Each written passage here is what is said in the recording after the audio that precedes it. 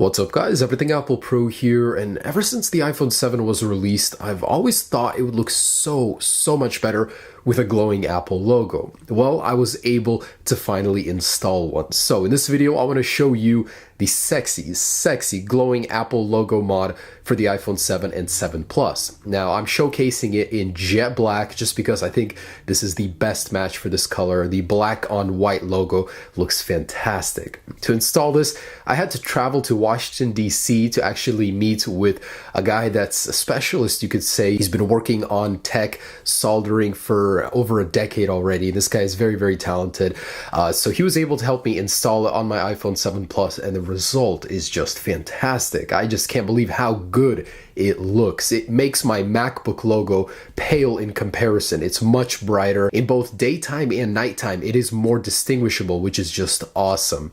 I think this is the sexiest mod you can possibly do right now for the iPhone 7 Plus. Are there downsides? Of course, and I'll get to those in a second, but just looking at it, man, it makes you forget about all the negatives about this mod. It's just fantastic. So it can be done on the 7, 7 Plus, the SE, the 6 Plus, 6S Plus, basically every iPhone model after the iPhone 6. So let's go ahead and show you how to install this. It's not easy. It's definitely doable. Will anyone here watching do it? Probably not. So come here just to enjoy the logo. It's worth it. Whether or not you should actually do this on your device, I'll get to in just a second. Oh my gosh, it is quite the process. I'm not gonna lie. It takes about 2 to 3 hours to install using the current method, but there will eventually be a kit that will be sold that'll allow you to install it by yourself. So yeah, let's go ahead and show you how to get this up and running on your device. And warning for the faint of heart, this actually does require taking apart the iPhone 7 Plus. So yeah, just a little warning for you. And guys, I just want to share, the reason I even made this video was because I wanted to show you it's possible to do. I know that most of you will not even be doing this. I just wanted to show you guys that you can do it and how cool it is if you do. So what you need is a 6S Plus clear logo. You can buy those online. And you need a broken used iPhone 6 or 6S LCD. And that's because we're actually going to be cutting up the LCD back TFT reflector as well as the LEDs. The LEDs are OEM and we're taking them straight from Apple LCD. So that means they're going to be very efficient. So first things first is you need a 7 Plus or iPhone 7. This could be done to either one, and go ahead and unbox it as step one. This is the jet black 7 Plus. I've actually never even seen one of these in person before, so it was quite beautiful. Anyways, you want to go ahead and loosen the two pentalobe screws on the bottom of the iPhone and go ahead and remove those.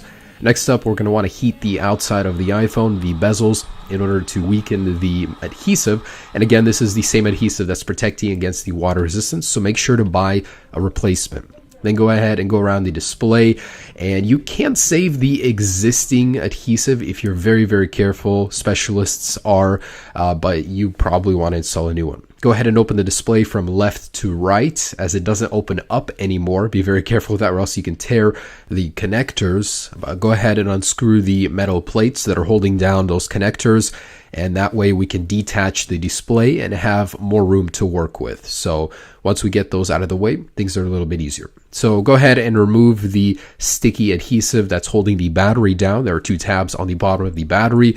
This is very difficult to do, but with the right amount of patience, you will get them out evenly. So it does help to actually heat up the back of the iPhone, the housing a little bit as well, to go ahead and remove those. But not too difficult on a new iPhone. They're still pretty fresh. Go ahead and remove the battery, and now this is most of the hard work as far as disassembly goes.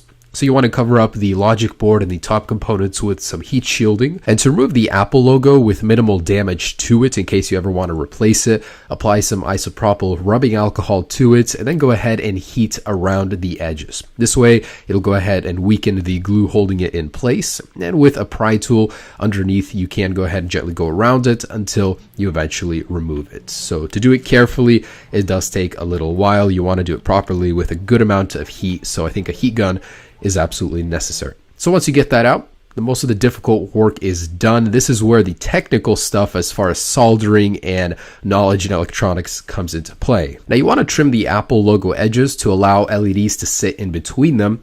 And we're going to go ahead and go to that broken iPhone 6 or 6S LCD, and you want to peel back the backing and you'll find a row of LEDs. So you want to remove 4. They are soldered on, so you want to unsolder the connections and go ahead and individually test these LEDs, as some of them may be faulty. So make sure they're all working, and then go ahead and apply some heat shielding to the back housing of the iPhone 7 or 7 Plus. That way we prevent any shortages from happening, but we're using insulated wire, so that shouldn't even be an issue. Anyways, place the LEDs with the connector side up, glue them with a little dab of super glue, and go ahead and solder the connections in a daisy chain from LED to LED, leaving you with 2 long wires, one for negative and one for positive. So you want to make sure to test those and have them separated, as we will need to solder them to certain areas on the connector for the LCD.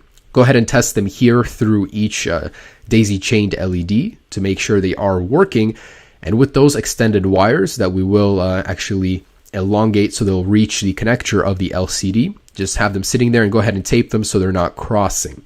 Anyways, peel back that little piece of tape on the LCD to reveal the connectors, and the negative connection you're gonna solder to the connection pin number 1. That's going from left to right. Left is number 1, right is number 7. On the 3rd pin, that's where you want to solder the positive connection. The 4th is also a positive, but it just has too much voltage. So pin number 3 is the correct one. Once again, the negative goes to pin 1, positive to pin 3. Also, from that broken LCD that we use the LEDs from, you want to cut up some of the backing and apply it to the back of the logo so it reflects the light. And I would recommend you go ahead and test the connection. So plug in the battery and the lower display cable and test if that logo is working properly. So before closing it up, you want to insulate the wires completely so they're not crossing, not touching the housing, and that can be done easily with insulation tape.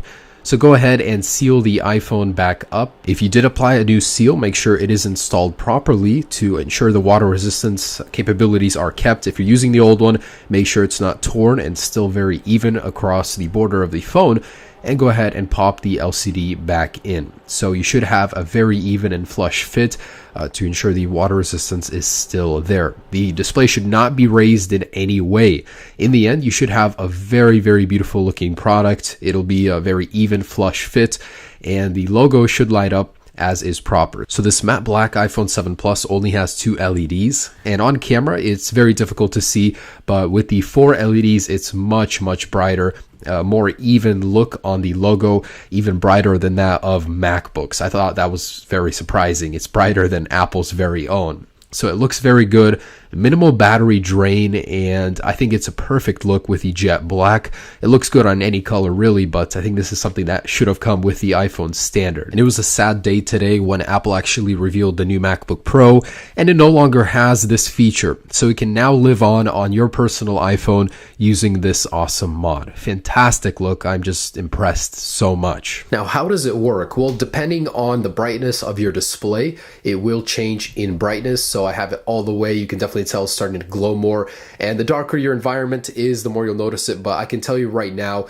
this thing will catch eyes. So you'll actually get people coming up to you asking what the heck you did to your iPhone. I was on the phone and some random person at the airport came up to me and asked me if this was the new iPhone model. He wasn't aware that they didn't come with this feature. So I think that's really funny. You'll get noticed. It's definitely something really nice, something that stands out.